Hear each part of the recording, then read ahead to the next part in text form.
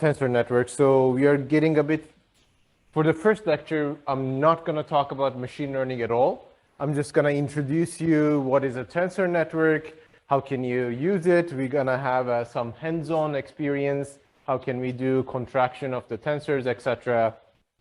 And then tonight, I will show you how to use this for a machine learning exercise. Okay? So the idea behind it is we know how to use machine learning, right? We are very good, as you saw in Ramon's examples and everything. We are really good at machine learning. The problem is machine learning is a chunk of random ansatz, and we have absolutely no idea what's going on inside. So we are just tuning things. We are adding dropouts.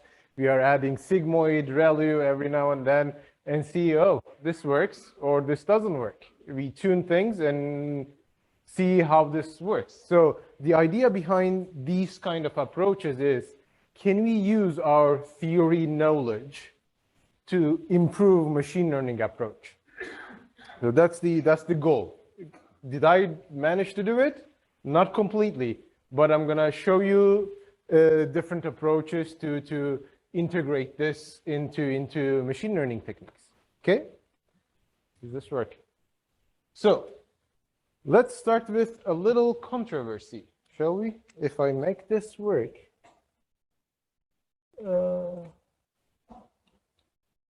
Yeah, perfect. So we're talking about quantum all the time, right?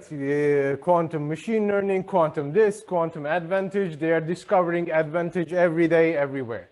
So the thing is, there are two really big papers came out these couple of months. And like they are claiming that IBM actually claimed recently that they found advantage, quantum advantage in some theory, and they actually managed to find out that you can actually get better results or same results with tensor network, classical computer run on GPUs or CPU. You can get the same thing. So what's the point of having a quantum advantage? The purpose of quantum is you need to think before dive into the quantum stuff. The thing is, not everything is meant to be improved by a quantum computer, okay?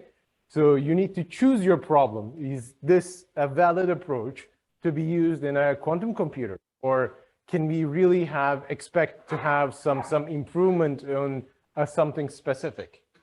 I mean, I do my living from quantum computing, so I'm not complaining, but it's important to think before we dive in, right?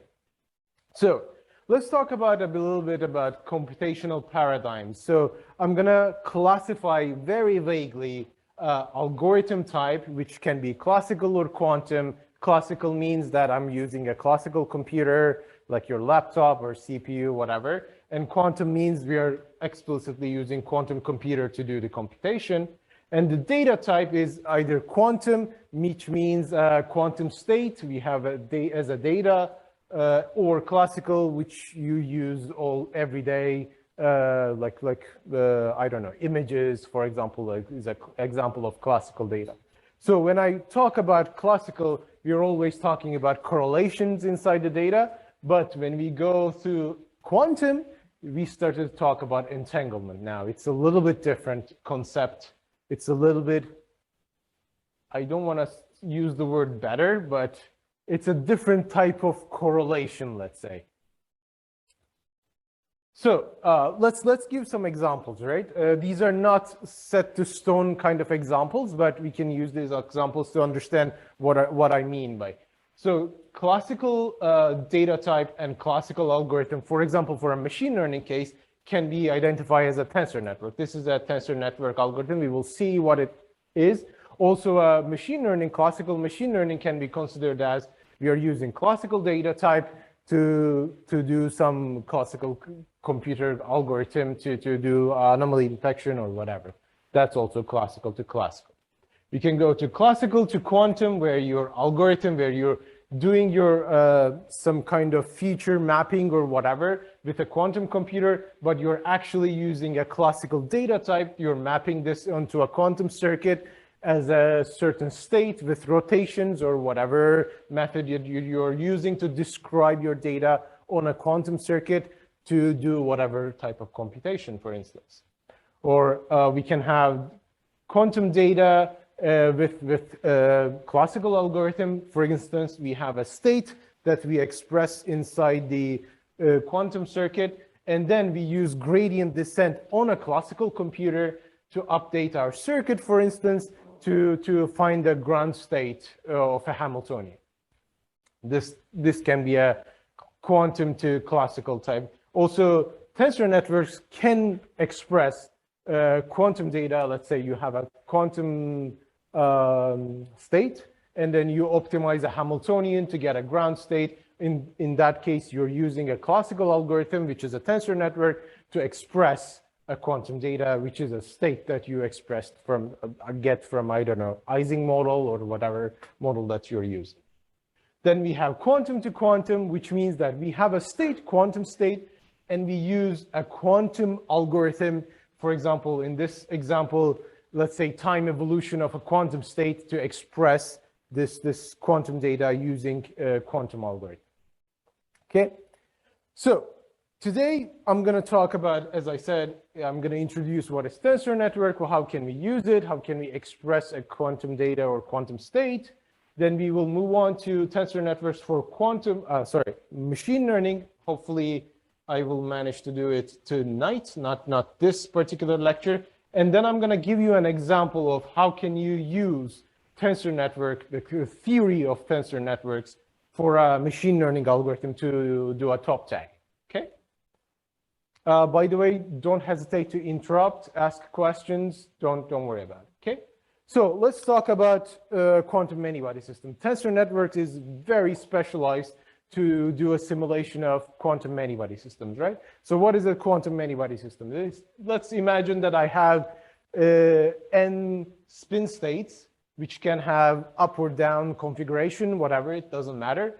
I can have n different states, right? So these states can have either nearest neighbor interaction or long-range interaction. It doesn't matter what type of interaction we have. Of course, these, for example, set of electrons will interact with each other. So this interaction will give me a certain Hamiltonian so that I can simulate this, right? And this dimensionality of Hilbert space, of course, as you can see, to the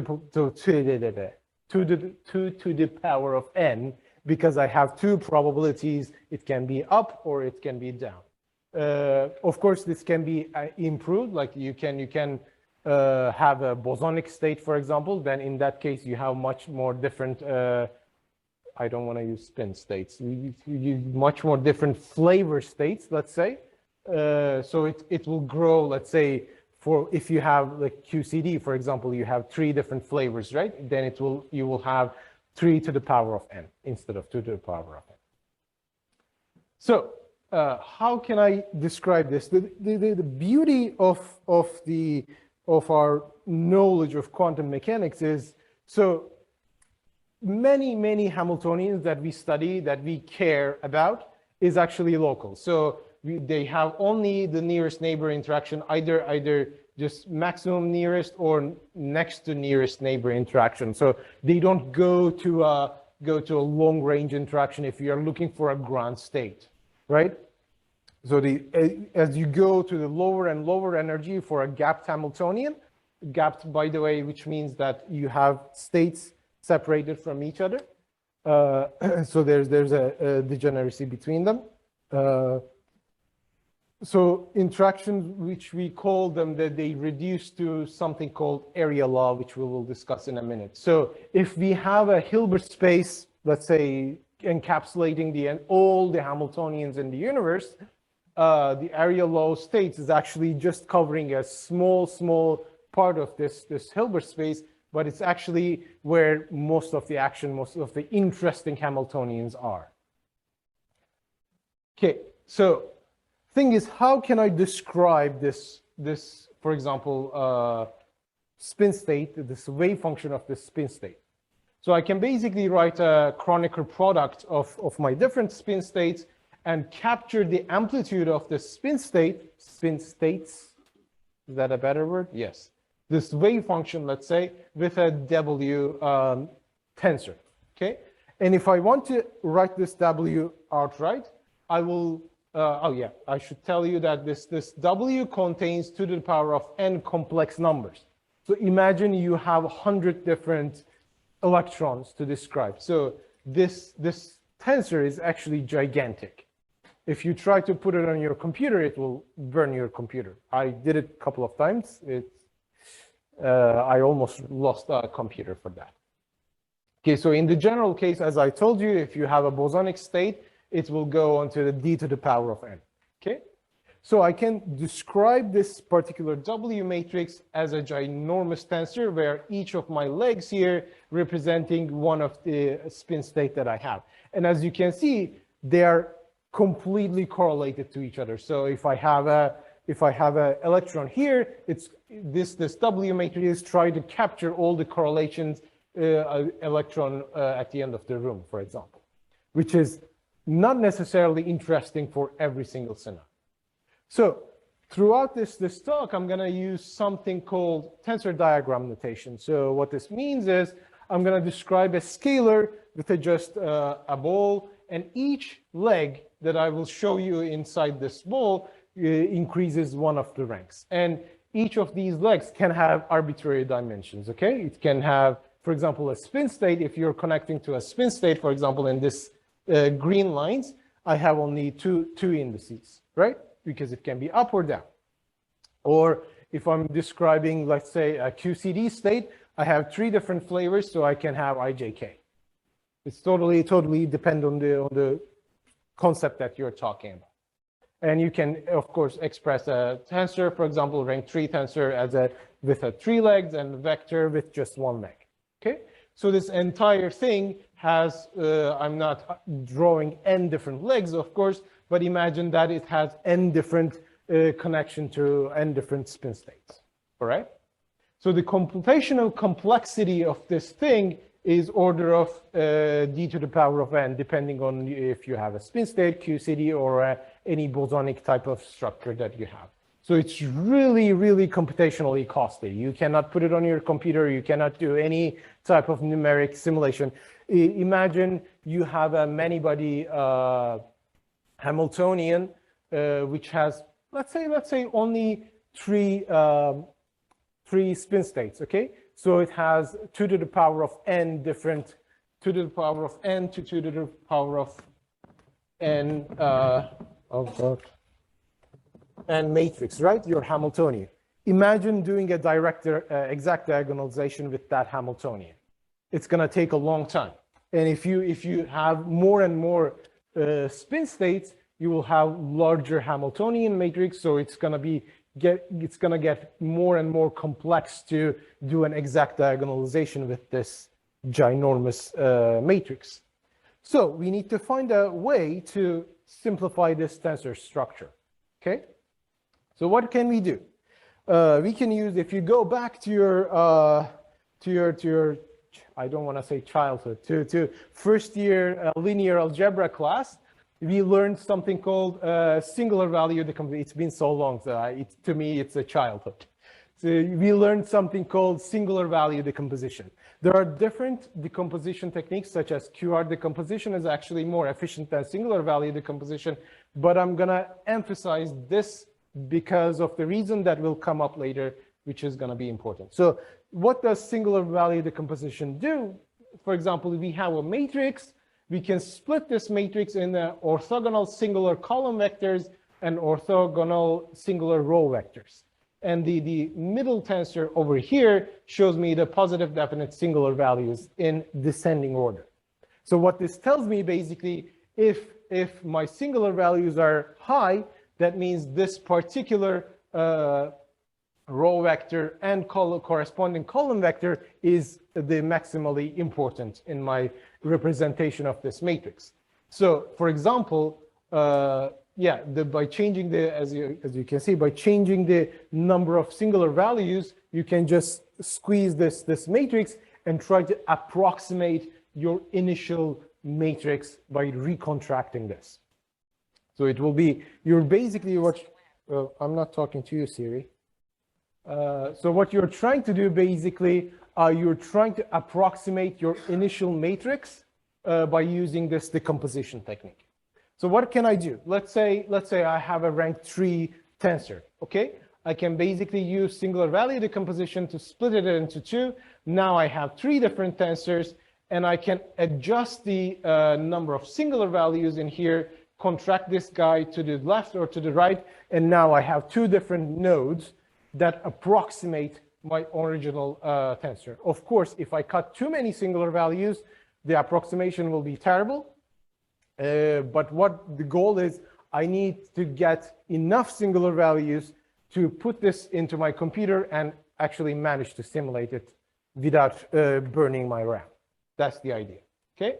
So what I'm doing basically, if you have an n-dimensional tensor, you're basically cutting this into a different geometries and then improving your computational cost with this, depending on this bond dimension that I'm creating between these two. So each of the time that I show you a red line, that's the bond dimension created by the singular values, and I can choose different amount of singular values to compress this, or choose a larger singular value to have different type of error structure, okay? So lower the singular value, the greater the error becomes.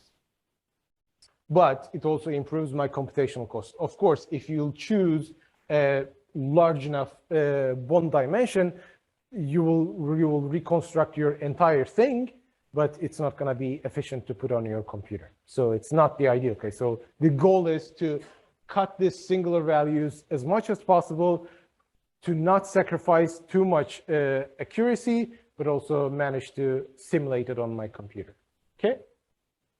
So there are, of course, different types of tensor networks has been studied throughout this field. There are matrix product states, which is widely studied. It basically captures one-dimensional lattice states to do the computation. If you want to do even more complex entanglement structures, we will go into this in detail later. If you want to embed not just one-dimensional, but 2 or 3-dimensional lattice sites, you can use 3 tensor network structures, which can capture arbitrary different dimensionalities, has different properties. 2-dimensional lattices can be also studied with projected entangled pair states, which is quite representative, but it's really expensive to compute. And there's we were discussing with KC, actually the ADS-CFT people were using multi-scale entanglement renormalization ansatz to embed different type of symmetries, rotations, or whatever, to embed a different type of symmetry structure into the lattice to have more expressivity. So the question is, of course, why are we choosing these particular structures? What is the reason? Like, can't I have an arbitrary graph structure, for example, to express this? So the question is, no, you cannot, because these are not matrices, these are tensors. So it's really complex to contract these. For example, let's say I have 3-node tensor, and I want to contract this tensor to calculate an expectation value or whatever I'm trying to calculate, okay? So for example, let's start with this part of the contraction. So I get first 1, 2, 3, and 4 legs together becomes order of d to the power of n computational complexity. And then in the second step, I will have another d to the power of n computational complexity to get this particular tensor, matrix, right? So I can do a different type of sequence. For example, I can start from here, but then in this first step, I will have order of d to the power of 5 computational complexity compared to d to the power of 4. It might seem quite small difference, but these small differences add up during your computation, and it gets very complex to do the computation actually. So for example, if we go to the MPS, as I showed you earlier, there is something called a zipper algorithm. For example, the top case, the top circles are my spin states, let's say. I'm contracting them to my original matrix product state that trying to capture my state configuration. You first start from the initial one, contract this with the matrix product state, first node of the matrix product state. Then you go a step further, contract the second one with the first one, and then you get a big node. So step by step, you go through the entire chain of matrix product states. Okay, then you calculate the expectation value, for example. Without this, you cannot do an arbitrary computation. You cannot just, like you do in machine learning, multiply the input to the matrix product state, because it has this complex structure. It's not as simple. So bear in mind that it's gonna be always computationally more costly to do tensor networks compared to a fully connected neural network, for example. Okay, so let's do some hands-on, shall we? If you go to this GitHub page, or I think KC has this Colab thing as well. So it's open here. So what I did is I basically, this called tensor contraction notebook. It's very NumPy based, so you don't need to know anything extra. Yes. So what is the name of the file? Tensor contractions IPython notebook. Do you all have, it's working, everything is all right, you have NumPy? So if you do not know the where you can find this information, go to the KIAS webpage. Link is on the screen. Yeah, click the lecture notes and then find Dr. Jack Araz name. And there is several links. And I think the third from the top is the this first example.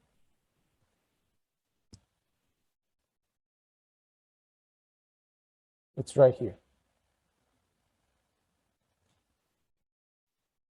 Okay, so first one is the trivial one. Of course, I'm just importing NumPy and setting a random number because I'm gonna randomly create tensors because I don't care. I'm not gonna do any computation specifically.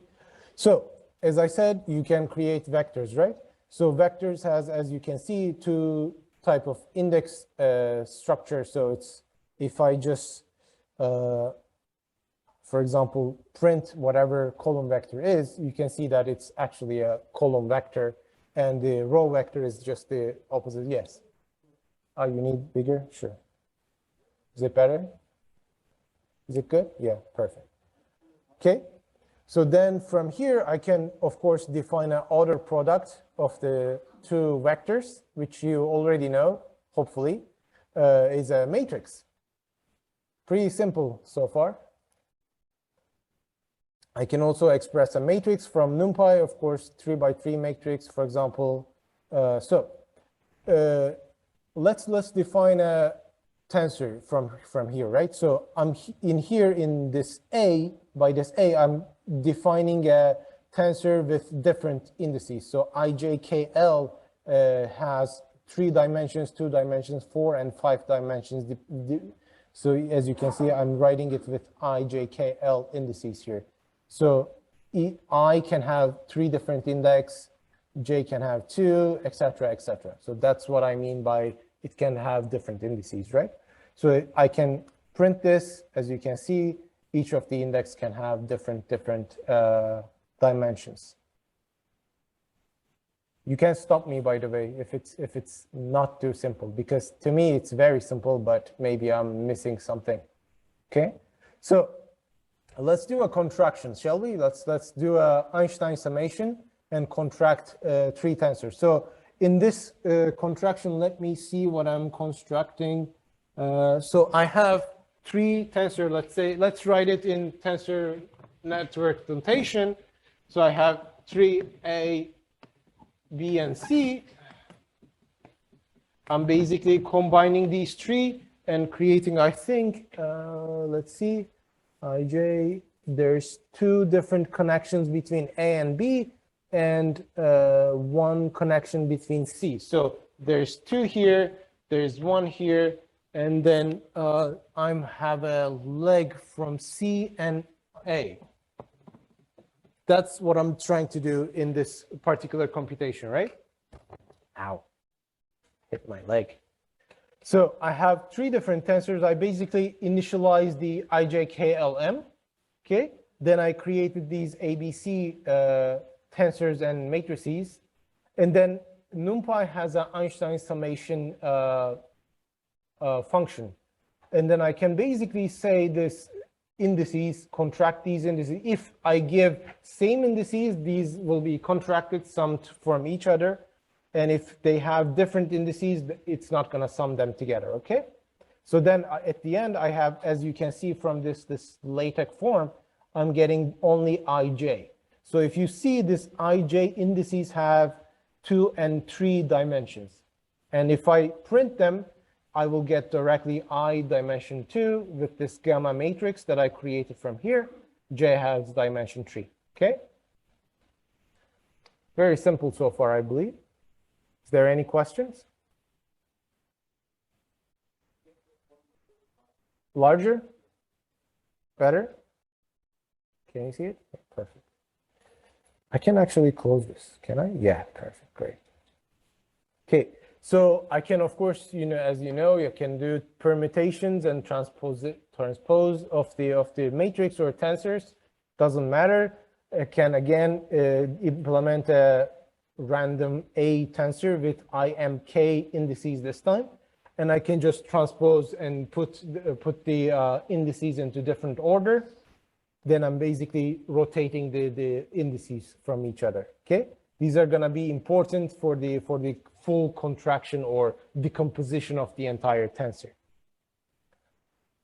Yeah, permutation there and reshaping. I can convert a tensor to a matrix because, as I said, singular value decomposition is only defined on a matrix. It's not defined on a tensor, arbitrary tensor, right? So I need to convert this into a matrix first, then split it into 3 different matrices. And then I can reshape it again and to get the original structure. So as you can see, if I run this thing, again, the A prime reshaped A is now have I and M times K dimensions, okay? Okay, so now the most important part of this thing, tensor network, as I said, is costly to form. So how can we calculate the cost before we actually do the computation, which is extremely important, so that when I propose a graph structure, arbitrary graph structure, I need to be able to say that, okay, I'm proposing this, but because it is order of dimension something efficient, I can actually do the computation in my computer, or it's too costly, I cannot do this, I need to create a different graph structure to be able to express my original wave function. Okay, so how do I compute the computational cost? And basically have this A and B tensors, for example. The computational cost is defined by dimension A times dimension B divided by whatever I'm contracting it between these tensors. For example, in this notation, as you can see, I have A, IJK, and I and J dimensions, I and J indices are contracting to each other. And at the end, if I have a gamma matrix, for example, I have dimensions of K and M outside of this contraction, okay? So basically, I'm multiplying each of the IJK dimensions coming from A, each of IJM dimensions coming from B, and dividing them to I times J, which is what I'm contracting to compute the cost.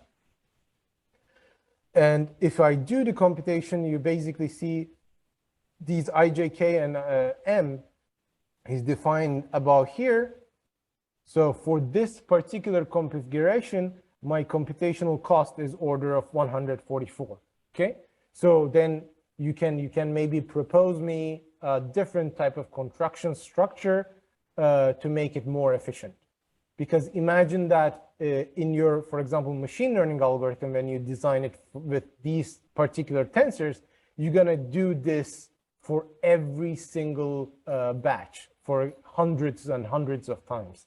So order of 144 becomes 140, let's say step per second. Let's say 144 seconds it will take. Of course, it's not going to take that much, but let's for sake of simplicity, let's say contraction of this particular tensor will take 144 seconds. And imagine doing this for 100,000 times to train your network. It's going to be expensive, okay? So you need to find an efficient way of writing your graph structure to be able to do this. So for example, I'm showing you here 3 different contraction methodology. As you can see, for the first one, for each of them, I'm contracting A and B and C, okay? So the contraction is the same. I'm not changing anything. I'm just changing the order of contraction. In the first case, I have 2 main dimensions. I write it in dimensions small case d and larger case d, okay? And in the first case, I have d to the power of 4 and capital D to the power of 2. And depending on what kind of contraction, what kind of order of contraction I do, the computational cost changes dramatically. So it's really important to take your moment and see what kind of contractions I should do to be able to actually perform this computation efficiently on my computer, okay? And I'm giving you this ncon function is written in the NumPy, sorry, not NumPy, GitHub class. So ncon is basically a contraction algorithm for arbitrary n-dimensional tensors. So you can use this algorithm to efficiently write a contraction sequence for your tensor network. So let's say I have A, B, C, D tensors here with dimension 10, each of them. I don't care what it is. Okay, so I'm writing a tensor array in order of A, B, C, D. And then if I give this ncon algorithm minus index, minus means this is going to be an outer layer. So I'm not contracting with anything to this index. And the positive index is an inner layer. I'm contracting this particular index with another tensor's index, okay? So for example, in this case, this list corresponds to dimensions of A, right? So for example, I'm contracting a first index of A with the second index of B, and the second index of A is actually external. So I'm not contracting it with anything. And the third index of A is being contracted with third index of C. Okay, is it clear? Is it getting too boring? I really can't hear you. Can we have? Yes. So in case of negative value, we have to care about the numbers like -2 and Oh no, in terms of cost, as you can see, the denominator is always including all the indices that you have. So it will be included in the cost because at the end of the day, you have to do some reshaping and permutation to be able to perform this. So the cost will be there. But the thing is, the way you divide it will make it efficient, okay? So the order that you organize your sequence, maybe you can first contract A and B, or you can first contract A and C, depending on which order that you do your contraction, it will change the computational cost. Okay, that's the idea. But yeah, this is an external leg. For example, in here, this negative sign means that this particular leg is not contracted to anything. Okay. Any other questions? Was it clear, by the way? Yeah. Don't worry, we will get some exciting things in the afternoon. You need to know how to contract this before we can do any machine learning algorithm. Okay, so let's put this into my ncon algorithm. I'm not going to show you how it works. It's there are actually research papers written only this algorithm, so it's quite complex. But if you want, you can go into the algorithm and read it and how it works. It's written in NumPy, so you don't need to know any special package. Okay, so how it works, basically, I'm giving this con order, which means in which order I should contract these tensors. So depending on which order that you contract them, the computational cost will change. So I write this into 53412. This order is basically referring to the order that I'm showing you here, the index order. Okay. So can you perhaps propose a more efficient way of contracting this compared to what I did? It was a question.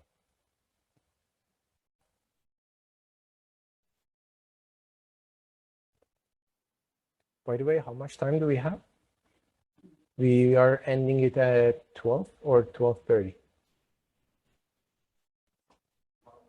20 more minutes. 20 more minutes? Okay, great. Any answers? Is there any better way to contract these for tensors?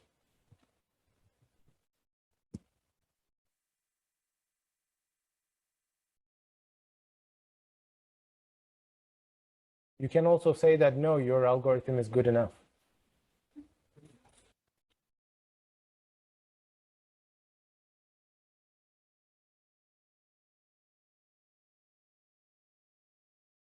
So can you explain one more time the index array after A, B, C, D, This four one? tensors? Yeah. Okay. Let me write this here. Let's see. So let's say I have a tensor network let's say I have 2, 3 index, and I have, for sake of simplicity, only B.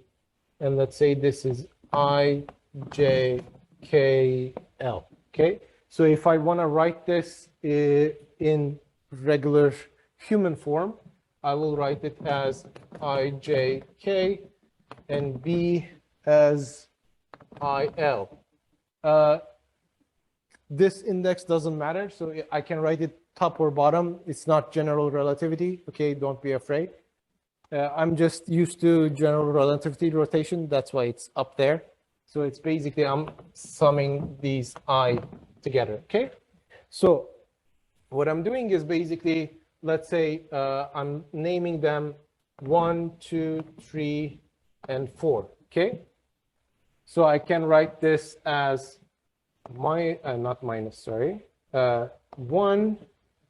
So I'm rewriting this index array. Okay. So 1, as you can see, J is not contracted with anything. So -2, K is not contracted with anything. Can you see it? Am I covering the board? -3. And then this is the A one.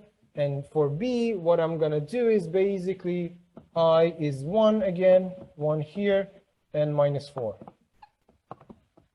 That's it. You use a minus sign for the indices which are not contracted? Exactly. Yeah. For the algorithm. So that And then algorithm can see which one is external leg. And the numbers are just in order? Yeah. You can order them as you like. It's just I ordered them as 1, 2, 3, 4. It's totally up to you. You can give random numbers. For example, I can say this is 5. And then I can give this 5 as well. Okay, it really doesn't matter. It doesn't have an order. It's just matches 5 with 5. Or if 5 is external, it doesn't match with anything. You don't need to have, it can be 100. You can give this 100. It doesn't really matter. If I change the -2 and the -1, Okay. if I change the order, and the index of the gamma will change. Yes, so if you change -2, if you move this here, for example, the J, so A has I Changing from the -1 and here, that means the first index will be external instead of the second index. -1. You mean these? Yeah, you can, because they are not contracted with each other. You can. Yeah, output is the same. Yeah, doesn't matter. The index, the number doesn't mean anything. It's just You could have written it in terms of strings as well. You can write it IJK, but it's more convenient to write it with numbers. So it's just tells you you're basically assigning a number to an index and then matching those together. Okay, that's it. It really doesn't mean that this order or this number of indices. It's just a number identifies an index.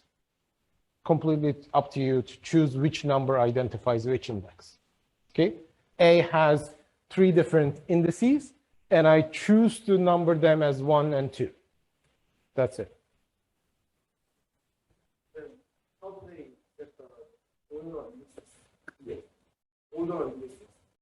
I don't understand. By taking the transport. Yeah, our order is defined by this. Okay, so you have, let's say, IJK, okay? Then I is expressed with 1. So first index, second index, third index, okay? So not by the number, but the location of your whatever your string. So input. Output will combine, for example, for the second index, I shouldn't write it here. So output will be second index of A. So first index will be second index of A. Oh, depends on the contraction order, by the way. So it will be first index, second index of A, first index of B. Sorry, it will be, so I will be first index of B because it's 1. Okay, and the second index, so J, will be second index of A. Okay, clear?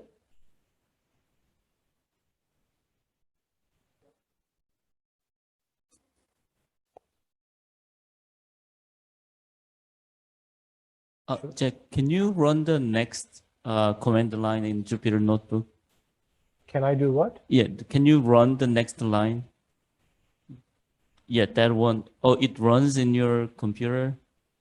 But somehow in my Colab, it doesn't run. Maybe you need to install. So the file is over here.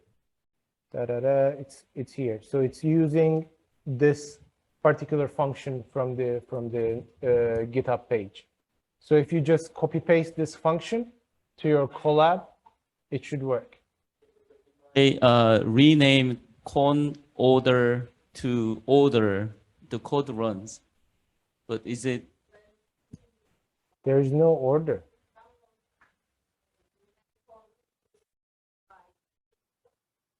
I don't think it's a separate package. You can just different copy one? paste this function. Yeah, it is one of the option, and I think There's a package as well? Yeah. I don't know. Sure. Yeah. sure. Anyway, If yeah, it's a I think it's package, I don't know. the package version is upgraded. Yeah. Sure, sure. If there's a package, sure. The Colab doesn't have an ncon package, so I did a pip install ncon. Sure. I didn't know it was a separate package, so I included the function Okay. inside That's the GitHub page. Yeah. Okay. So if you just copy paste the function, it will be there. Okay, are we happy? Let's play with singular value decomposition, shall we? This is gonna be the challenging part. So let's say, as I showed you, I have a gigantic tensor, right? And I wanna create a graph structure by splitting this up into different shapes. So I wanna get this final graph structure as I show you here. Okay, you can have any type of graph structure. It's completely up to you, depending on what kind of architecture that you want to work on. But the way you decompose your initial tensor will change depending on what kind of architecture you're going to work. Okay, so I give you in this particular image what type of sequence that I should follow to decompose each of these nodes, so that you can follow this and get a efficient graph structure. Okay, and you can propose me in a different order of things, different order of decomposition, so that maybe you can figure out a more efficient way of getting this graph structure. Okay. Do we have time? You said at 12, right? Should I leave this to you, or do you want me to tell you more exciting stuff? Because I really want to talk about the properties of tensor networks before we leave as well. So what I'm doing here is basically step by step following this sequence. For example, let's do first two, and then I will leave the rest to you to work on, okay? So first I'm gonna define a H0, this particular tensor, which has 1, 2, 3, 4, 5, 6, 7. So it's rank 7 tensor, okay? It doesn't really matter the shape. I'm basically defining a d-dimensional, each of the legs are d-dimensional. So imagine 5-dimensional local Hilbert space. Each of my spin states has 5 different flavors, for instance. And I'm basically constructing a wave function with respect to that, okay? So the shape of this, as I showed you here, is 5-dimensional legs I have. So what I'm doing is basically I'm using the singular value decomposition from NumPy. I'm getting the full matrices as I showed you before. It gives me column vectors, row vectors, and the singular values over here. And then I'm defining also a bond dimension chi as 3 dimensions. So each time I use the singular value decomposition, I'm going to contract the singular values, number of singular values, to only 3 dimensions and try to approximate my initial tensor. And at the end, I'm going to actually calculate the error that I'm getting, okay? So for example, I want you to play with this bond dimension. For example, choose it to 2, set it to 2, and see how you improve, in this case, worsen the error that you get compared to your reconstructed tensor and the initial tensor, okay? And I want you to increase this number and see how the error of your reconstruction improves, okay? So what I'm doing is basically I'm rewriting this U tensor with this bond dimension because I have to contract this, okay?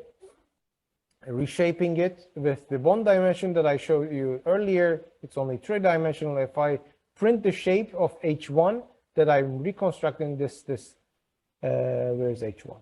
This H1 over on the right, okay? As you can see, it has a 3-dimensional index in the beginning, which is the bond dimension over here, and the rest is 5, as it should be, because it's going to be connecting to your spin states. Okay? And every single step, I'm applying this singular value decomposition, reducing the dimensionality of my indices, and then step by step contracting this tensor. And at the end, as you can see, I'm calculating the total error of reconstruction. So the error of reconstruction will be basically computed by subtracting H0 from the reconstructed H0, which is, after all the singular value decompositions, I constructed a tensor network. So I subtract this from my initial tensor, and then I'm dividing it with the norm of the H0. I'm not talking to you, Siri. Okay, so I'm dividing the norm of 2 different things to each other, and the error, total error, is in this particular case 10 to the minus 5. So it's basically my reconstruction error is really good even with just 5 bond dimensions. And this means that I can simulate this original tensor by not using the original one, but making it much more efficient for the computational purposes with only 3 dimensions, 3 bond dimensions, I should say. Here, H0 was rank 7 tensor. Yes. And then each index has a 7, it was dimension 5, right? Yes. Each index actually run over dimension 5. The bond But then dimensions after are the dimension. singular value decomposition for 3 or 4 times, Yeah. your H4 is now rank 7, rank 3. No, my entire H is so this is the tensor network, right? This should be equivalent to my initial H0. Right, but you already know U1, U0, U1, 2, 3, right? You Yes. reduce to H4, no? Yeah, the entire thing is equal to H0. I didn't understand what No, I thought you are gonna play with H4 instead of H0. No. H4 is just a part of the tensor network. Ah, okay. Yeah, thank you. the entire, yes. 1, 2, 3. The three rank 3 tensors.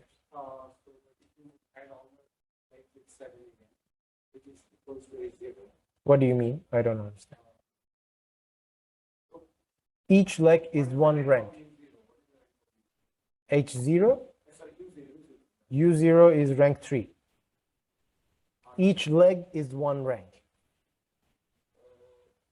But then if you just look at the number of external legs. 1, 2, 3, 4, 5, 6, 7. So which is equals to H0. 1, 2, 3, 4, 5, 6, 7. It should be equal to Yeah, it should H3. be. So from there I was trying to see what was H4. Can you put down that? Yeah, so H4 is it's right here. But if you look at the H4 shape, it's 3, 5, 3 because it has 2 bone dimensions and 1 external leg, right? So the external leg has to be always 5 dimensions because my bosonic state, let's say, has 5 flavors. Okay? Clear? Ask me.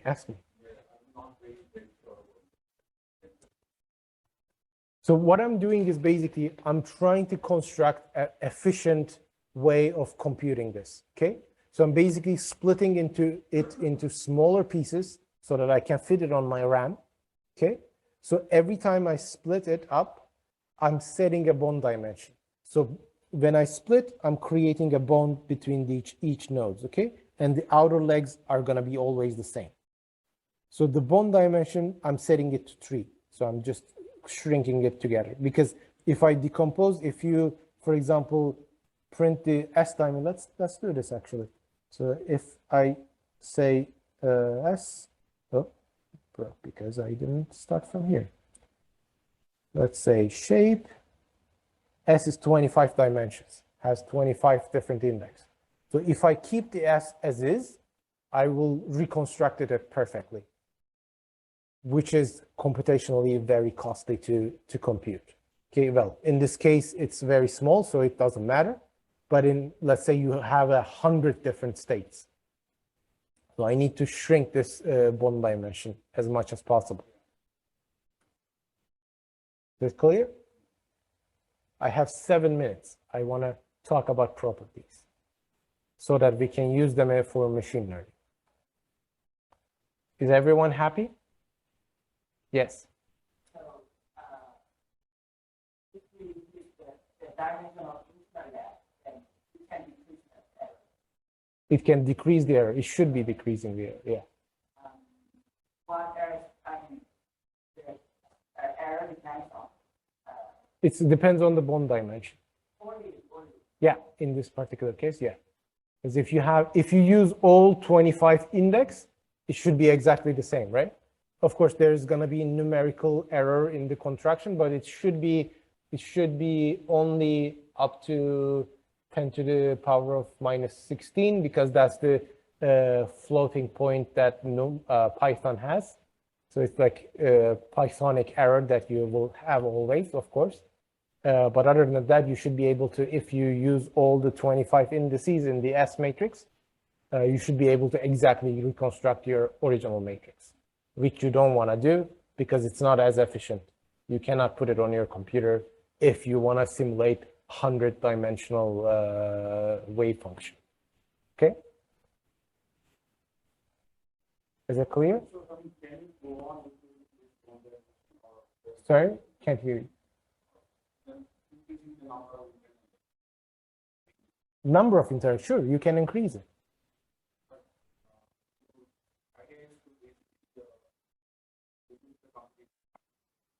Yeah, the idea is that, yeah. It exactly depends on your problem because it will change the entanglement structure, which we will talk about hopefully now, otherwise it will be too late. As you decompose this,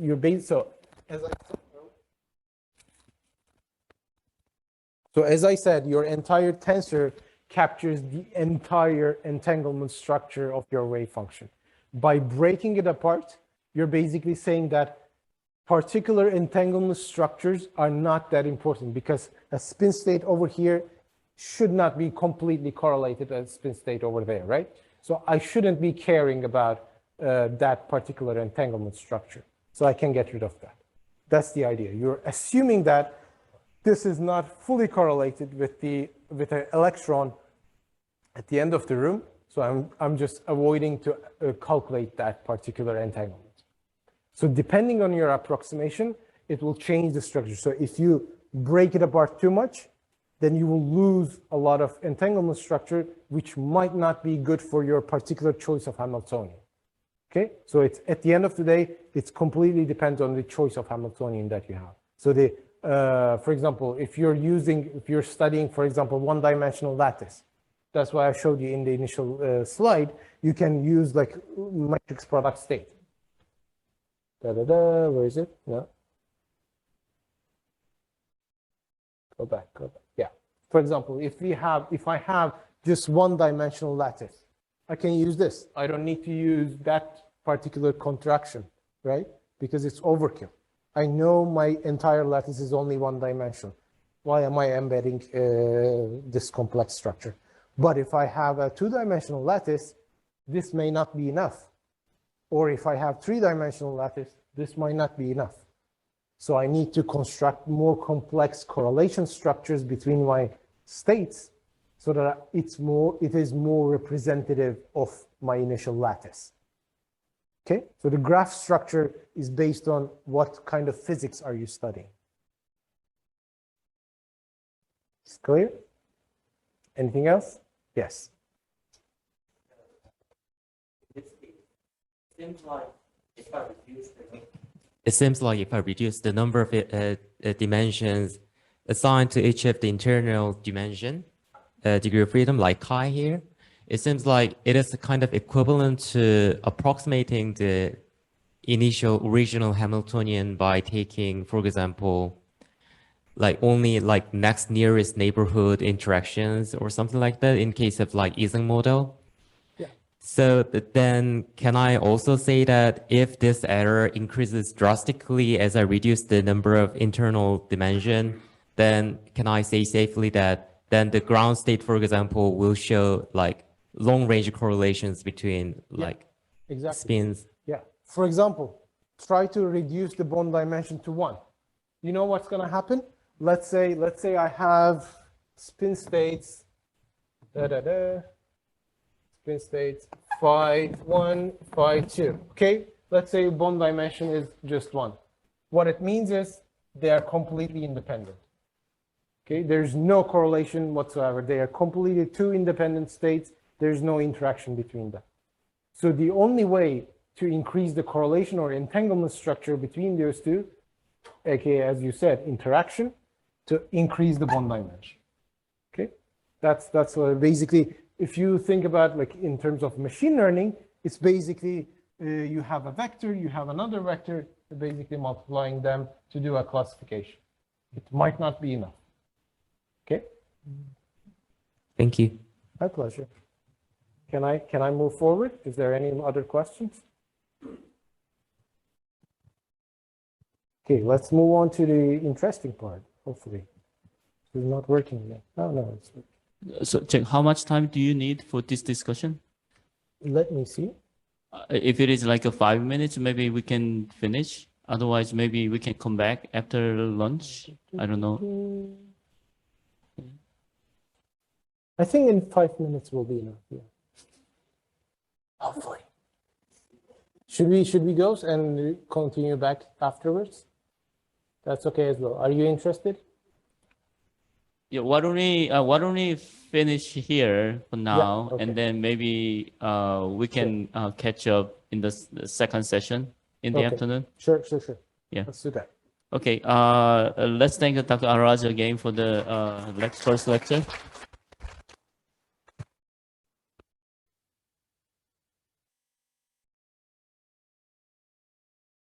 So we come back at 1:30 for the project discussion.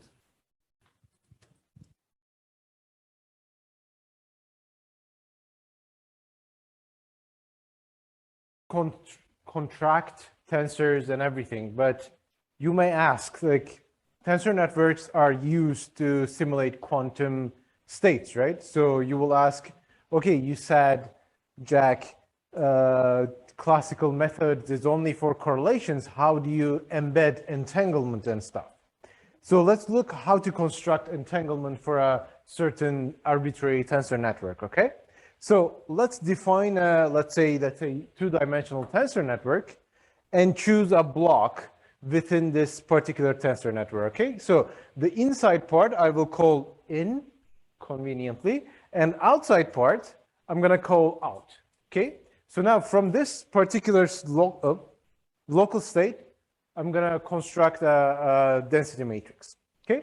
So what I'm gonna do, I'm gonna write my wave function as a combination of in state and out state.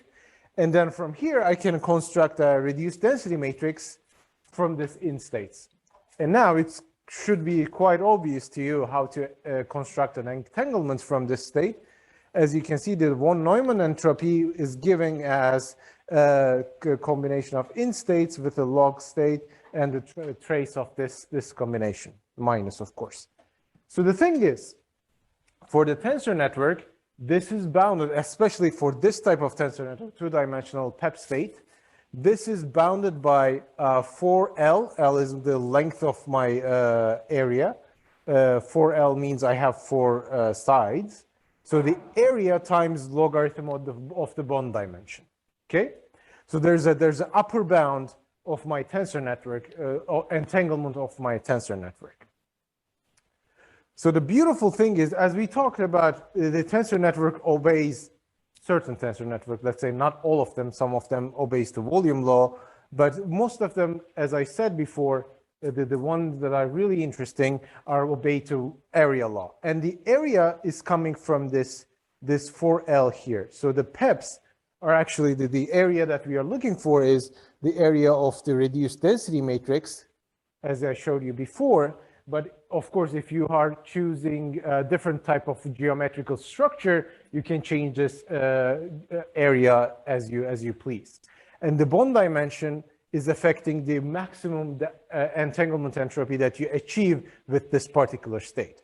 So as you're, of course, trying to approximate your tensor network to be able to simulate what you're trying to do by reducing the bond dimension, but you're also affecting the entanglement properties of your state. So it's really important to find the optimal bond dimension to be able to represent your state and preserve the entanglement structure of your given state, okay?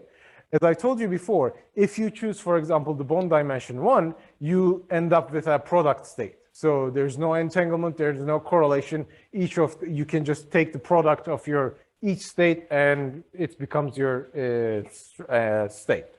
So the entropy becomes 0. Okay. So as I told you, there are many different constructions that has been worked. Let's talk about matrix product states specifically. Let's talk about the properties of matrix product states. Yes. So there are two types of products depending on your Hamiltonian and what type of structure that you want to analyze.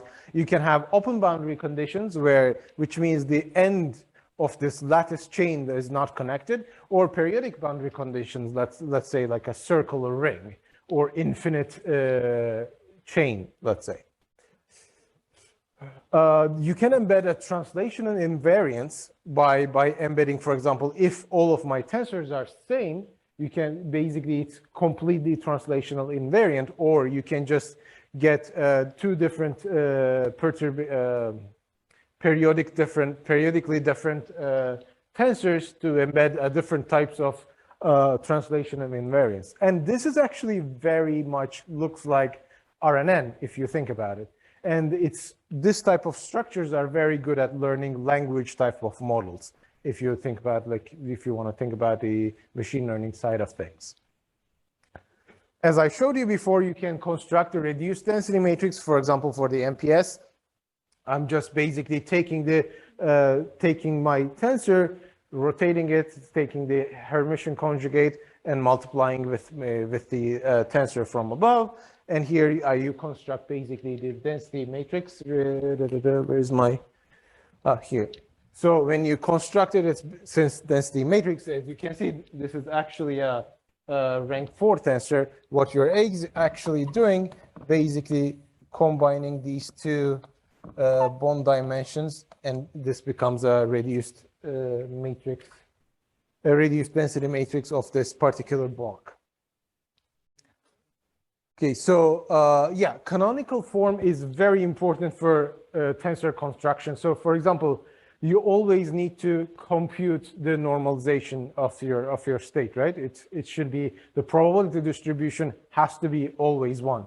So you need to normalize your state, which means that imagine that you have to contract something like this. So you have n-dimensional state. In order to find the normalization factor, partition function, you have to contract something like this, which can be, let's say, 100 different tensors, which is extremely computationally expensive. What you can do is you can embed a canonical form, which means that you collect all the singular values within your tensor, for example, to the left side of your structure, which means that this entire contraction is 0. It's not going to bring anything. It's 1, sorry. It's not going to bring any normalization factor because you already contracted all the singular values from the beginning to the left side. So your normalization, your partition function is only the contraction of these two. So it's really important for convenience to create a canonical form in order to find compute the partition function of your state. There are different types of canonical forms. Of course, you can collect the singular values to the left, to the right, or leave it at the center. It's totally up to you. It gives you a different types of computational convenience. It's totally up to you where you want to place your, depending on your problem. Of course, it's going to be more convenient. So as I told you earlier, the way you choose your architecture of your tensor network, you're embedding certain assumptions about your ansatz. So for example, for the MPS, if you look into the correlations of any two operator, let's say, you can compute the correlations as like O is any type of operator. Of course, you're taking the square and the expectation values of the operator itself and the Hermitian conjugate subtracted from each other. You can write it in this way. As you can see, this is the partition function. And the square of the partition function, I dropped the dots here. These sides are going to infinity, basically, or the length to the length of your tensor. So this is bounded by the exponent of r, where r is the distance between the application centers of these operators. So you're basically constraining the correlations between two sites. And if you put your sites far from each other, the correlation decreases exponentially. So you're initially assuming that the state here is not extremely correlated with the state over there. So it's there's an exponential decay of the correlation. So entanglement structure reduces as they go far away. So you're embedding an initial a priori assumption to your network originally, okay? So is everything peachy with tensor networks? Like, why are we even interested in this? The question is that. So let's talk about the other approaches that has been used to simulate quantum states. For example, Monte Carlo algorithm. There is a history of Monte Carlo algorithms that has been used, and it's very successful. What is the problem with the Monte Carlo algorithm that we needed to start to use tensor network, for example? Monte Carlo algorithms are known to suffer from sign problem. For example, if you want to simulate a time evolution, or if you want to find a ground state of a thermalized state, and if the ground state is around 0, it will fluctuate and you won't be able to find the ground state with the Monte Carlo algorithm. How can you solve this? Of course, converting your problem to a Hamiltonian based instead of action based, because Monte Carlo is using basically the action of your Hamiltonian. But with tensor networks, it's exactly like a quantum circuit. you're basically evolving the Hamiltonian of the structure, so there's no sign problem at all. So what is the problem?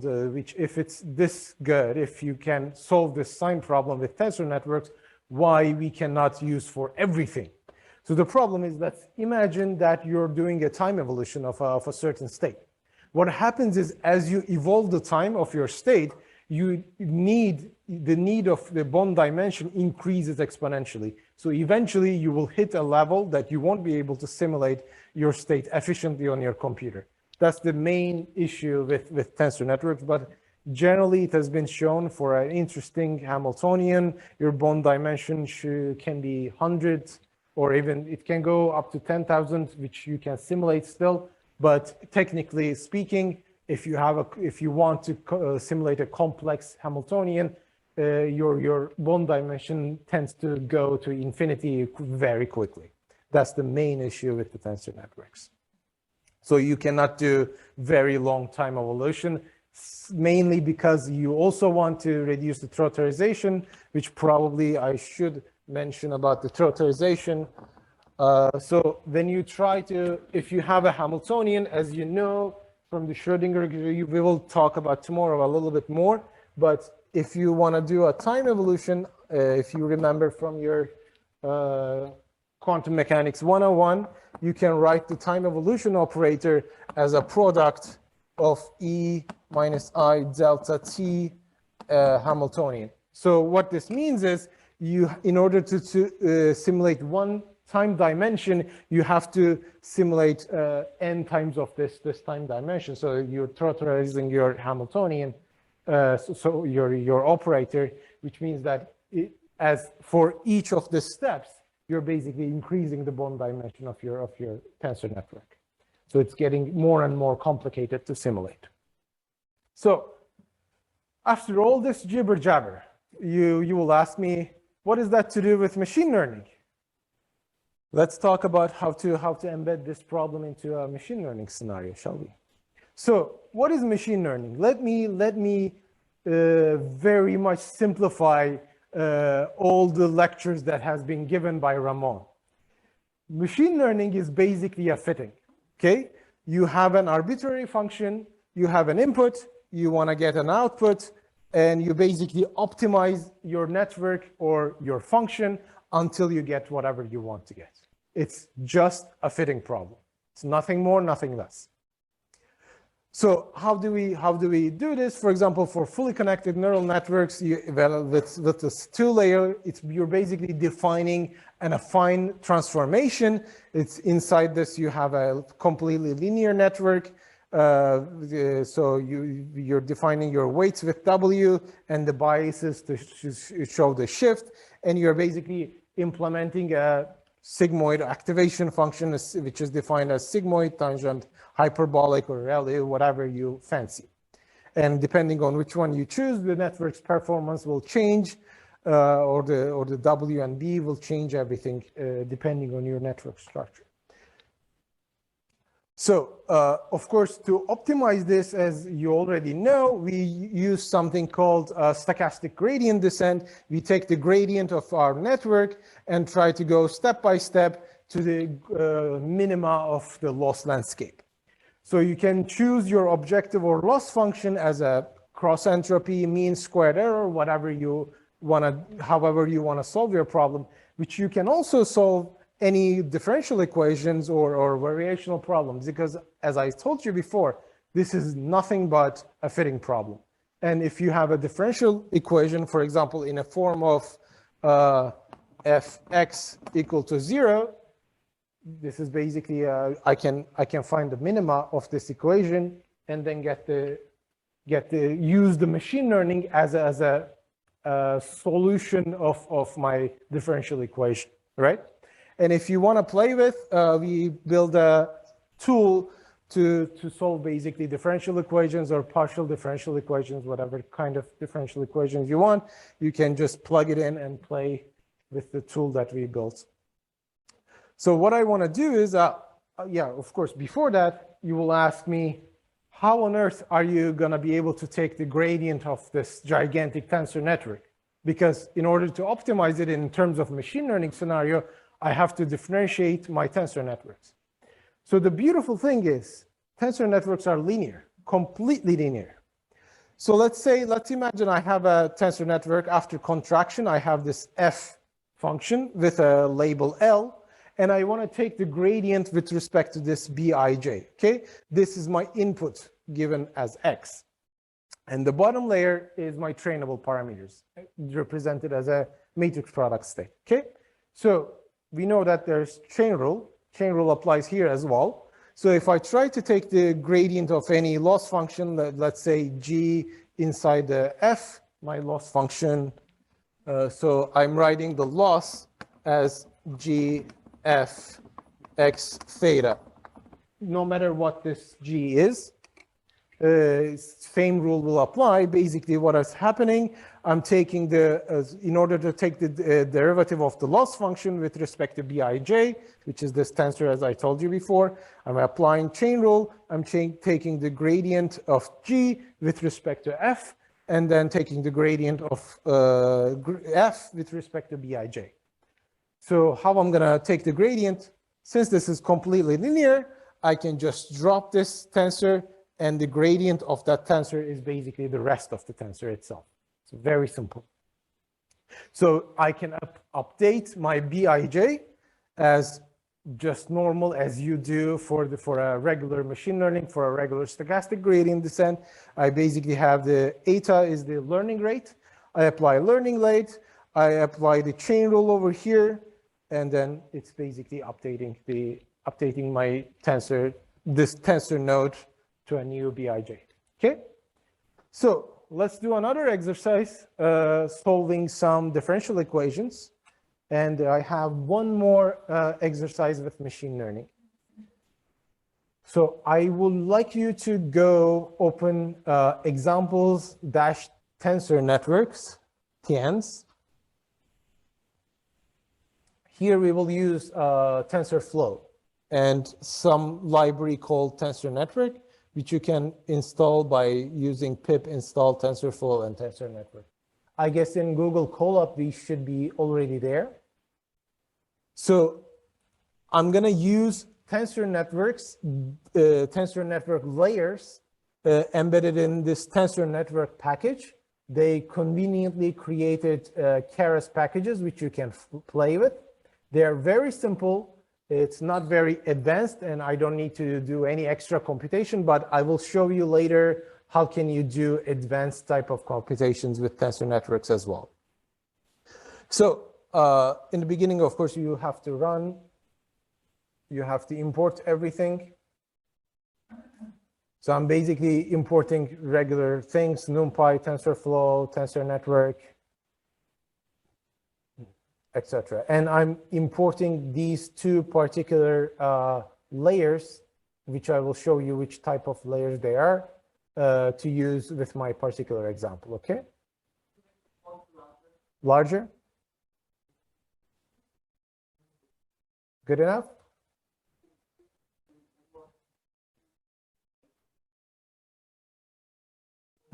Okay, so I have two different examples for solving differential equations. Maybe we can try to solve them both. Okay. So for the first example, I'm going to use this type of network. So the blue nodes are my trainable tensors, okay?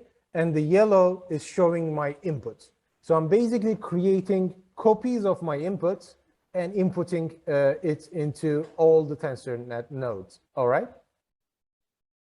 And then I'm taking the contraction of this tensor and taking the results, okay? So when I try to solve a differential equation, as I told you, this is just a fitting problem, nothing more.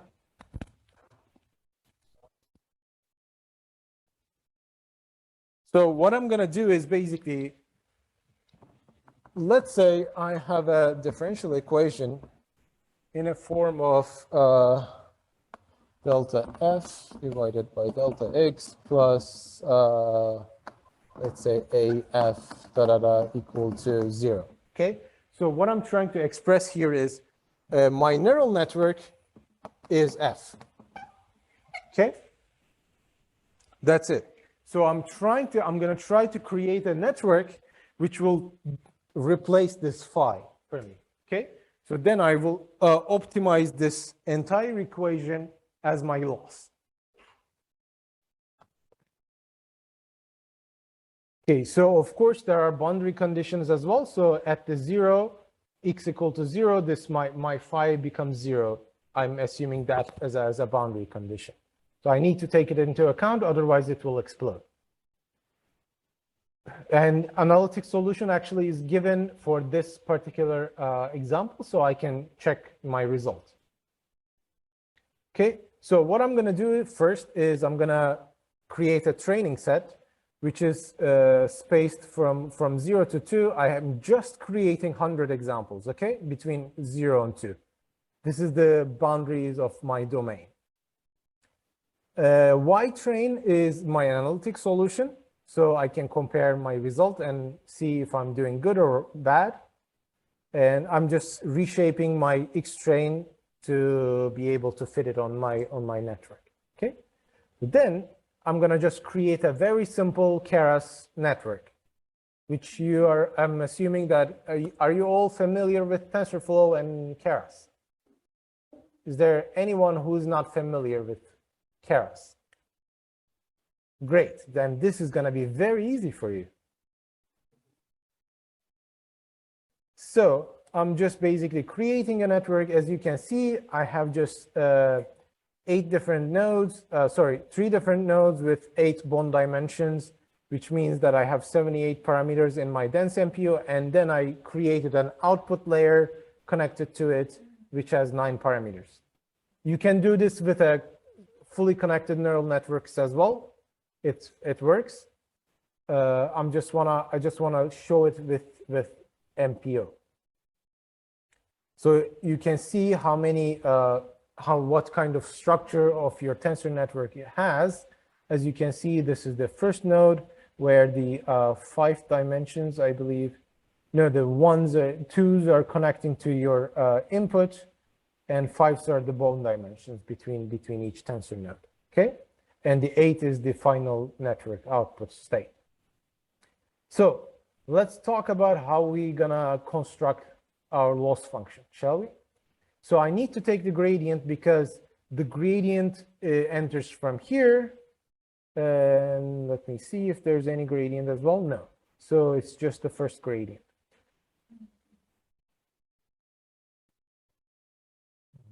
So yeah, yes, the first gradient, gradient x. So what I'm doing is here, I am taking the gradient of my network with respect to x, with respect to input, not the trainable parameters. That's important because at the end of the day, I want to take the gradient with respect to input, right? So this with TF gradient tape is actually taking a tape. This is what's happening in fit function. If you know in the Keras, it's basically taking the gradient and providing you all the updating stuff. So what I'm doing is basically I'm opening up my fit and trying to figure out to write a convenient way for my loss function, which is this particular equation here. I have a question. So, yes. So you are using you have a differential equation with the equal sign in the right hand side. Yes. You are using the entire expression in the left hand side as a part of your loss function. Yeah. But couldn't that expression be negative? Are you targeting 0? Yeah, it is 0, but that you don't know the solution, right? So the network will try to find the solution of that differential equation. But Yes. that entire expression could be negative, no? Yes, then I take the negative to the left side and it becomes 0 again. Negative is constant, right? I have fx equal to -5. Then I can take fx plus 5 equal to 0.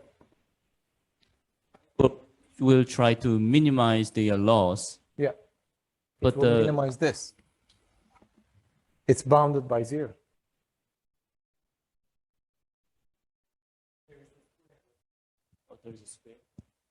Oh yeah, at the end I'm taking the square, yes.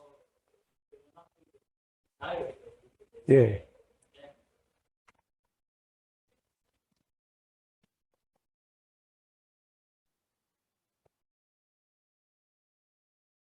Okay, so in here, G1 is basically storing all the gradient chain that because your tensor network, TensorFlow, sorry, using the what is called auto gradient. So it's automatically taking the gradients for you. So I'm basically taking the gradient of G1, Y with respect to X, and I can write dy dx like this. And I'm constructing something called A, which is 1x squared. I think this is this term. Yeah, I'm calling this particular term A for convenience. And I can compute the entire loss by basically taking the reduced mean, which is what you're doing for a machine learning algorithm. You're basically taking the mean of your trainable set of your batch. My batch in this case is entire domain is my batch. Okay. And this TF function is basically converting your function into a C++ code so that it's faster. Otherwise, it will take a while. Because I want to train it for 50,000 epochs. Okay. And I'm using Adam algorithm. You can use any type of optimization algorithm. At this stage, it's just a machine learning algorithm. Okay. I'm just going to train this, let it run. Hopefully it will produce whatever I need. As you can see, I have the boundaries as well. So I'm printing here the boundary value and the loss value together. And my loss function is actually a combination of my differential equation plus the boundary as well. Without the boundary is basically your regularization term. Without the boundary, you will explode your structure. Okay, while it's running, I will tell you what we are using this kind of formulation currently. We are actually working on a project right now, trying to solve some differential equations for gravitational wave equations, which cannot be done using Mathematica for some reason. I tried, I failed miserably. So we are basically using machine learning techniques to calculate the gravitational wave equations, etc. I'm not an expert on gravitational waves, but my student is very good at it, so he's working on that at the moment. This will take a while, it seems like.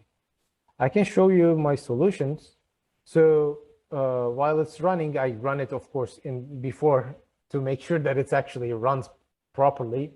So as you can see, as expected, my loss reduces as we evolve, which is what should happen. Otherwise, it's not going to work.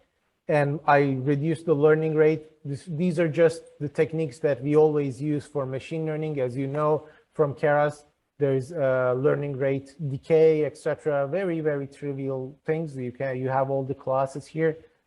Basically, what I'm doing is I'm checking every 5,000 steps, and I'm looking if there is any deviation in the loss.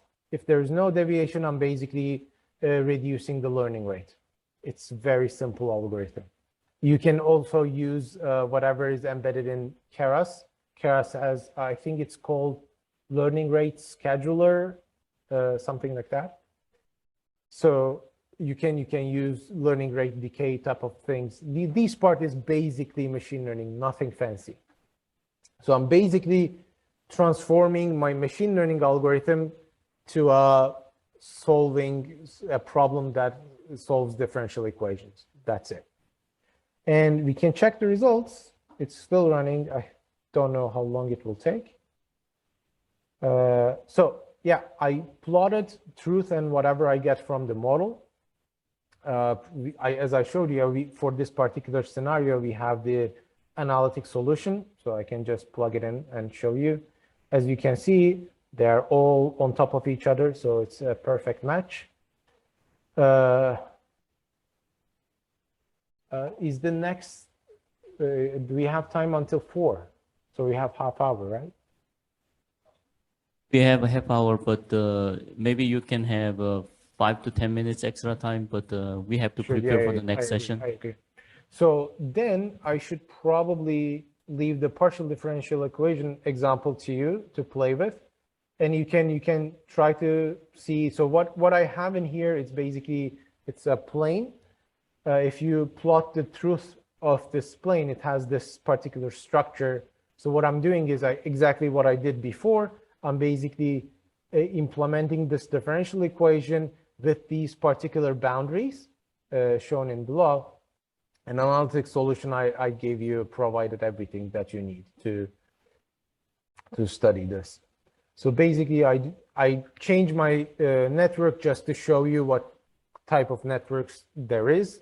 I changed the network into this particular shape, where these blue nodes again are my trainable parameters, and the yellow one is the X. So you can play with different types of tensor networks. You can play with different types of machine learning ansatz. It's totally up to you. Just change and play. Here I have 5 different nodes. So it's like a chain of 5 different tensors. You can imagine this as a fully connected neural network as well. So basically I have 70 parameters plus the last node. Notice that though I have activation functions for each of these. After this examples, I will show you that you don't actually need an activation function for tensor networks, but not at the moment.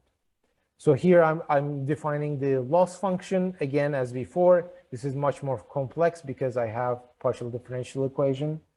So it has much more output layers.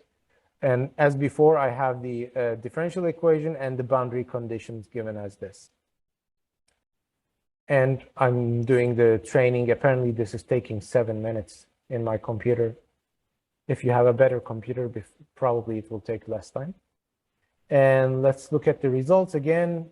Model results as the same as before. And I also plotted the error for you. You can see how the error is plotted about here. I'm basically comparing it with the analytic solution. So as you can see, my error is very small, 10 to the power of -3. So it's doing very good job. Of course, this depends on the differential equation that you have. Actually, using this technique, we realize that we can solve Schrodinger's equation better than Mathematica. So up to you, which one you want to use. Okay, so I have another example using neural networks. This is basically going to be a very simple machine learning example. So I'm using a different type of tensor network layer. This time I wrote everything down so that you can see how I'm doing the contractions of different tensors. So now I draw the structure of my tensor network here. As before, I have 2 main tensor nodes, and I'm just connecting my X input to basically creating 2 copies of my tensor, and these tensor nodes basically trying to capture the correlations between my inputs, okay? Clones of my inputs, let's say. And I'm basically writing a contraction algorithm for these tensor network nodes. And this basically becomes a keras layer again. I'm just writing it explicitly for you so that you can see how this works. And I'm defining the trainable parameters up here.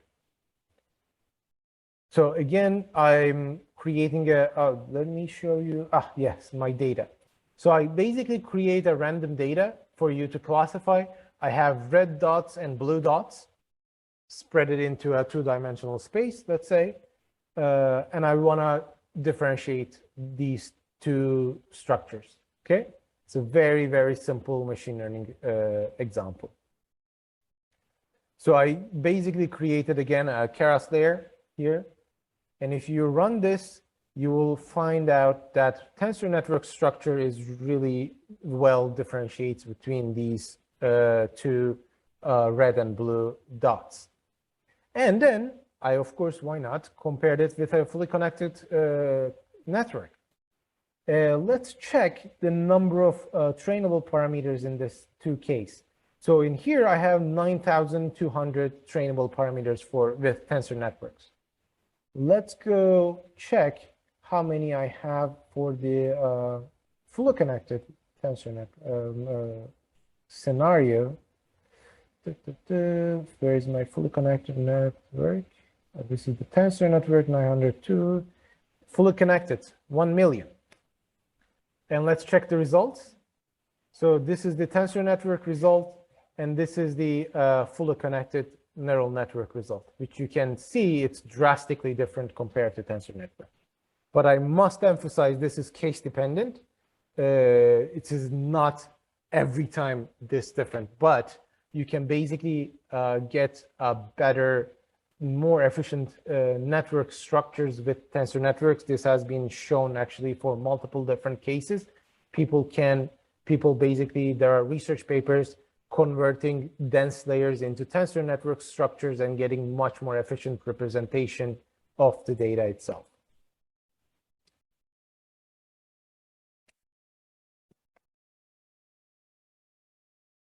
There any questions? Are you playing with the examples?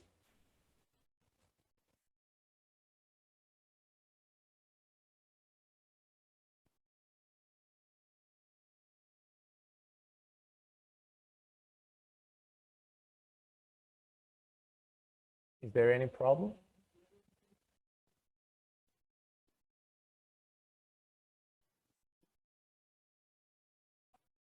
Yeah.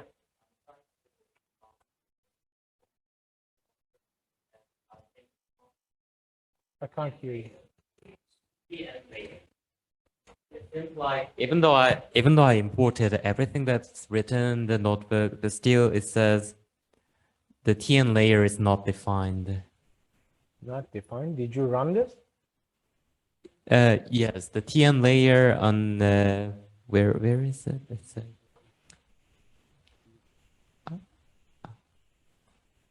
It works for me. yes, I was able to run this one. Let me check.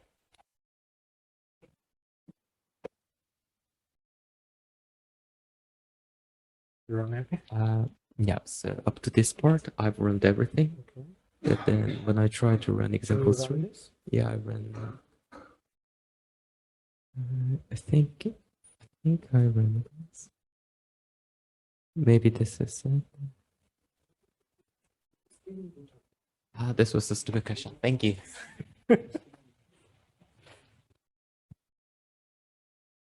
Any other questions?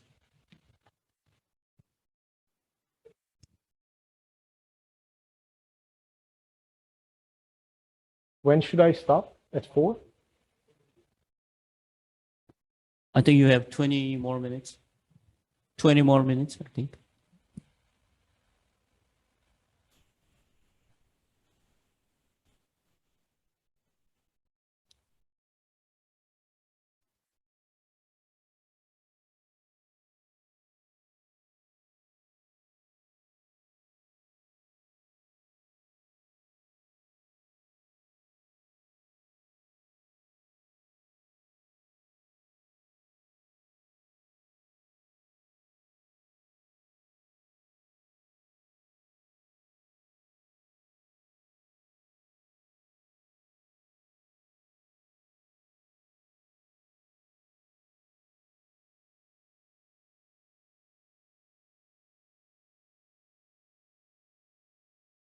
By the way, differential equation examples are taken from this paper. Yes. I can't hear you.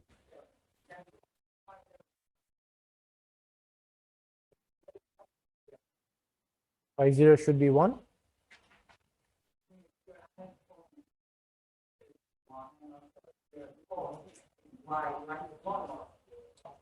Maybe I did a typo. Sure, possible. Thank you. So this phi 0 should be 1? Okay. I have to use pen and paper. I can't do it from my head.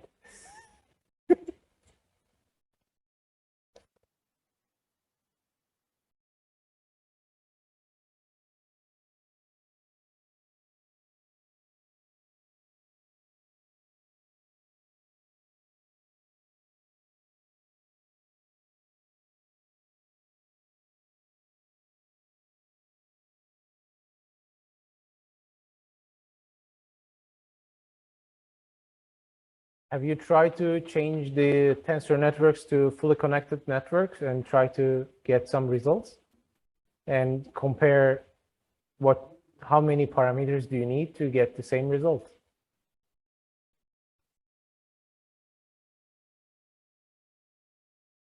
Okay, I guess I can show you concrete examples. What can you use these tensor network structures for? Because I mentioned to you earlier, what I'm trying to do is try to use physics to improve machine learning, right? So far, I didn't show you anything like that. I basically replaced tensor networks with fully connected layers and show you that you can do the same thing with both, which is useless information.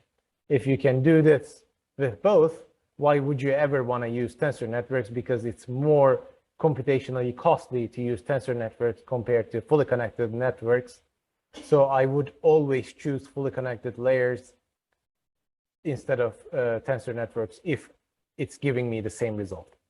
So let's talk about what can we actually do with this. And my example is very simple. Hello world of high energy physics. For machine learning, I'm gonna do top tagging, okay? Which everybody does when they start to do machine learning. There's, I think how many? 100 papers on top tagging, at least. Sorry? It's a very good test base. And there's already prepared data sets, so I don't need to create new data sets. Benchmark, exactly. So I'm too lazy to create new data sets, so I'm using other people's. And there's also lots of analytic tools to actually validate what we are doing, okay? So we want to express a machine learning problem as a tensor network problem, right? So Sergey already told you about data embedding structures for quantum circuits. Tensor networks are generic version of quantum circuits. So you can write a quantum circuit as a tensor network. Actually, if you open up Penny Lane or Qiskit, the simulation base is completely tensor network, but it's not an optimized tensor network. It is basically what they are giving you is basically, as I showed you earlier, this is your quantum circuit. That's why there's an upper limit that you can simulate on your computer, which is generally roughly 30 qubits. Other than that, you cannot compute because, as I showed you earlier, the computational cost of this structure is huge. It increases exponentially, so it's not very feasible. That's why simulations are generally, there's a hard cut on how many qubits that you can simulate. Okay, so let's talk about data embedding. So I have a data. My data is real values. Let's say it can be image, it can be cat image, pixels, it can be anything, tabular data, whatever. So what I'm doing is I'm gonna basically normalize these data as you standardize the data, as you always do for any machine learning example. And what I'm gonna do is basically this is the exact same thing as angle embedding Sergey showed you yesterday. Yesterday, right? Yeah, yesterday. So basically, I have a value, angle value. I'm rotating my qubits and expressing a zero state as a rotated state, which rotation is defined, the rotation angle is defined by my feature. Okay? And the bottom part is my tensor network. As I showed you before, I'm basically contracting these two tensor structures, and it gives me FL, where L is gonna be my 0 or 1, depending on if it's a cat, if it's a dog, if it's a top quark, if it's a QCD jet, whatever. Okay? So as I told you before, which is a beautiful, beautiful structure of tensor networks, that tensor networks are completely linear. And another beautiful thing is, I don't need an activation function to fit this thing between 0 and 1. Because this is a wave function, as I showed you before, and mod square of a wave function is between 0 and 1 because it's a probability distribution, right? So another beautiful feature of tensor network is basically it has this topological nonlinearity inside. So it basically maps the entanglement structure of your data, creates an entanglement structure for your data, and you can embed really abstract structures, really complex nonlinear structures and represent nonlinearity within tensor network without activation function. And what you're gonna do is basically, since this is a regular machine learning algorithm, I have a probability distribution of my data. I'm gonna use cross entropy or whatever type of loss function I fancy. You can use MSE. This is basically, at this point, a regular machine learning problem, okay? So the very important part is we can train this with stochastic gradient descent. As I said, this is just a fitting. I just changed my functional structure. This is not a fully connected network or convolutional neural network now. It is just a tensor network, but I can use stochastic gradient to train this network. There's no difference. I know how to take the gradient. I showed you earlier. The thing is, matrix product states is designed to be updated using matrix, something called matrix density matrix normalization group algorithm. How does it used? That's the question. So what I'm doing is now in stochastic gradient descent, we train the entire network at the same time, right? We take the network, we have trainable parameters, we take the gradient for the network with respect to the entire T of the trainable parameters, and then we updated everything. In density matrix normalization group algorithm, which is designed to find the ground state of a Hamiltonian, we sweep through the network and locally take the gradient and update the network. So what I'm going to do is I'm just going to take the first two tensors, combine them together. Why am I doing this? Will be clarified in the next steps. So I'm just taking the network, this B tensor, and I'm going to update this B tensor. And then step by step, I'm going to just take the next two, and update them step by step. Okay? So I'm basically constructing this gamma function, gamma tensor, let's say, with the input parameters here, and the rest of the tensor contracted with my nodes, with my inputs. And for the full loss function, I can basically define it as I told you before, take the mod square, gives me probability distribution, and I can put it in a loss function, let's say cross entropy. And then I take the gradient of the loss function with respect to B and then update it. So the beautiful part is, since I have updated this B as a regular tensor network, the problem is I have to split it apart to get the previous structure back, right?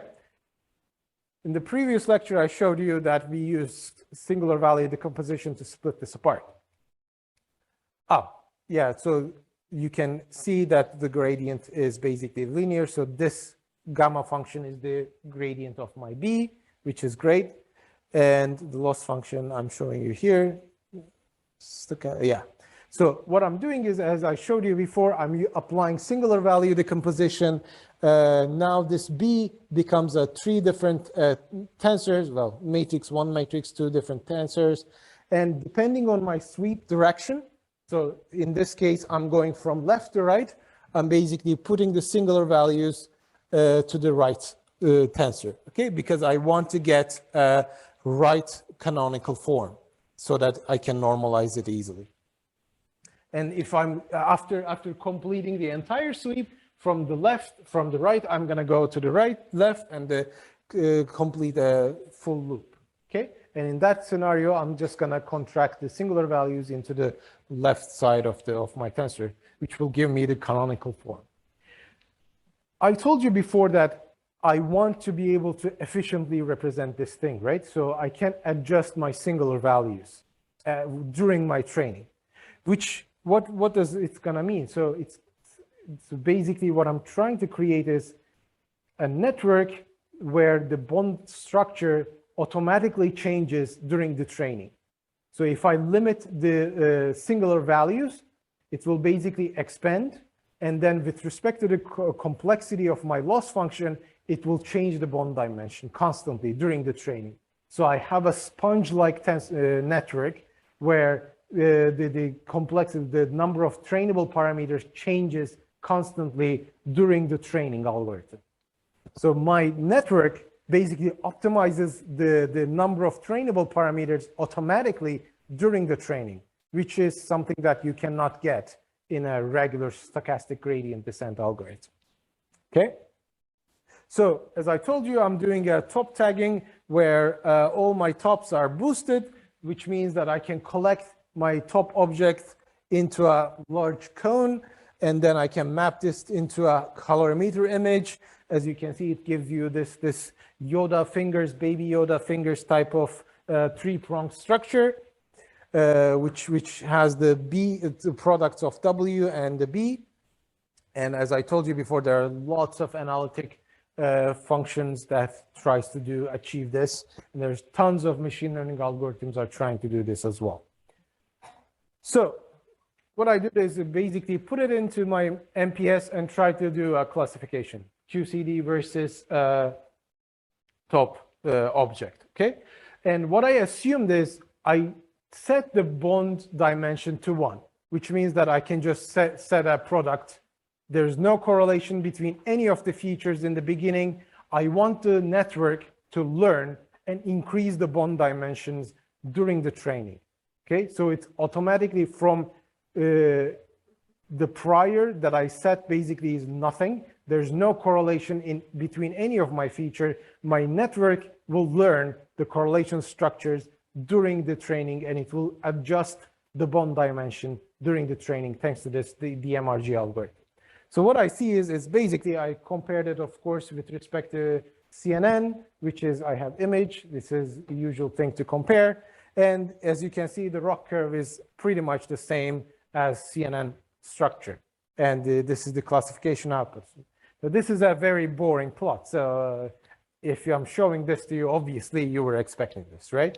So how can I get more information from this? Because I mean, if it's same as CNN, who cares? I will use CNN. This is very hard to train. Who cares about tensor networks if it's just the same? So what I did is basically, as I told you, I can calculate, since this is a wave function, I can basically calculate the von Neumann entropy for each reduced density matrix. So that's what I did. So basically, I'm showing you here the reduced density, von Neumann entropy for each of these pixels mapped into my tensor network. So throw the data out. I have only trained a tensor network, and I'm calculating von Neumann entropy. For this, I don't need the data, okay? So this is completely calculated from the network itself. As you can see, I have a structure that roughly follows my mapping because it's a two-dimensional image. Obviously, I have to map it on a one-dimensional network. So I'm following the entanglement entropy basically follows this structure. So this doesn't tell me much. Let's compare it with stochastic gradient descent, okay? So on the right plot, I'm comparing it with density matrix normalization algorithm with stochastic gradient descent based algorithms. So each of these points showing me each of these pixels in my image, right? As you can see, stochastic gradient descent basically gives me gibberish. I don't understand the results. What is this? It's just random noise-like structure.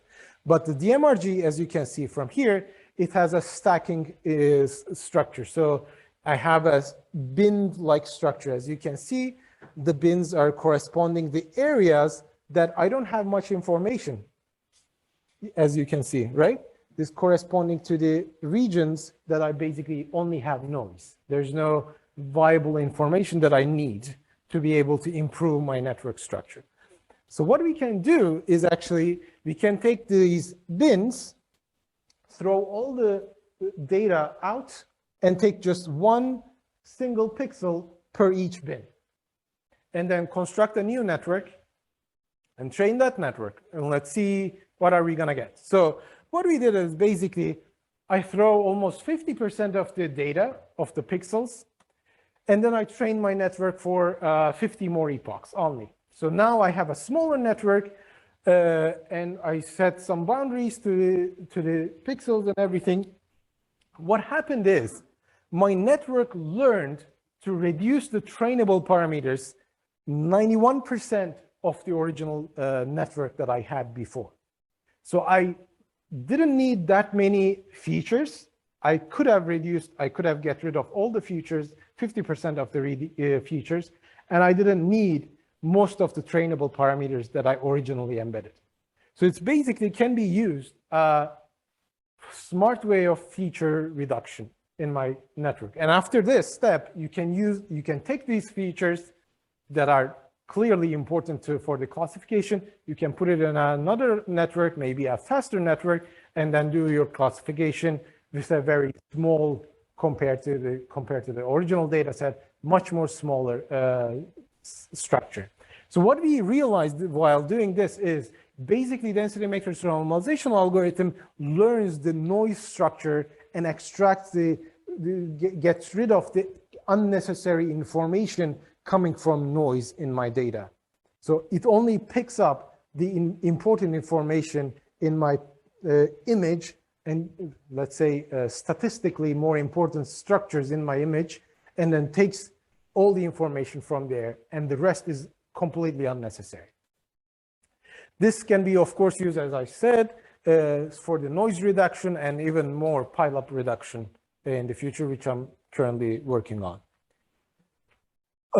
Let's talk about the correlation structure. As I showed you earlier, we can compute the correlations of different operators. In this case, we can, for example, calculate the SU2 generators because I have this spin structure. I embedded my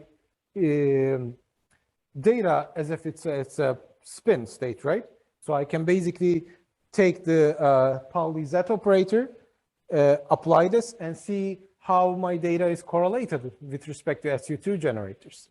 So what you can see from here is, as I showed you before, stochastic gradient descent has most of the case zero correlations between all of these nodes. And if you compare it with the DMRG algorithm, what I get from the network that is trained with the DMRG algorithm, by the way, I don't need data for this, it's just trained network.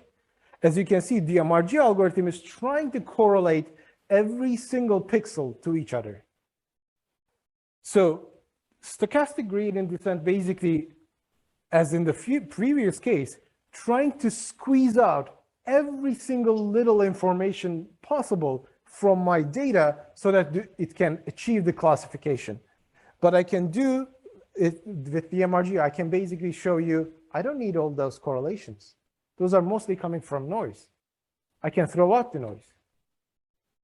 So I can use basically algorithms and methodologies that is designed to do theory into machine learning scenario and improve what I get from machine learning applications, improve how I classify things, and actually try to understand, embed the theoretical structures into my workflow and improve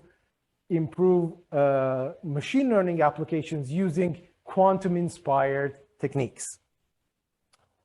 There are, of course, lots of papers that has been published on tensor networks. Couple of different examples are, as I told you before, you can replace a layer of the dense network with tensor networks, and they are showing that it's much more efficient compared to regular fully connected layers. You can embed different types of mappings. For example, in this particular paper, they are using a polynomial mapping structure and mapping the gradients to a Riemannian manifold, which turns out to be very efficient. Or you can do anomaly detection or generative modeling with tensor networks as well.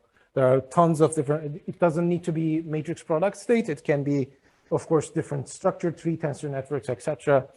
But yeah, there are tons of different projects that you can do with tensor networks as well. It's basically a quantum circuit in a classical manner.